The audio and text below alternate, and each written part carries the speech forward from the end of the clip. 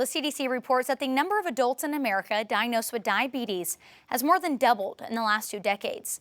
Doctors say that obesity is a contributing factor. Abby Black explains how an old diabetes drug may be brought back thanks to a discovery made by local researchers.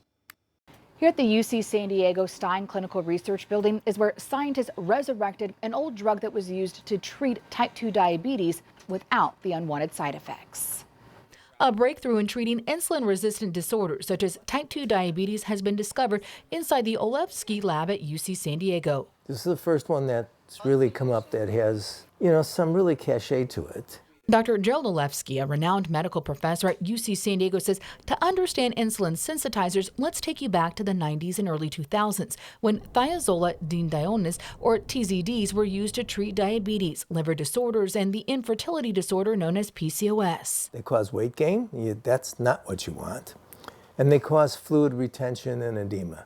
You don't want that either. So because of these side effects, they have gone quite a bit out of favor. The FDA took many TZDs off the market, and drugs like Metformin replaced medicines to treat diabetes. But Olevsky and his team did not forget about the older drugs. If you go back to when they were discovered, we never really understood how they work. This was important to look at. The CDC reports 40% of adult Americans are obese, and most of them are diabetic. And this was like, okay, I think we found something. Using a complicated scientific method, Olevsky and his team of researchers were able to isolate the positive and negative effects from a popular TZD drug. The exosomes don't have those side effects.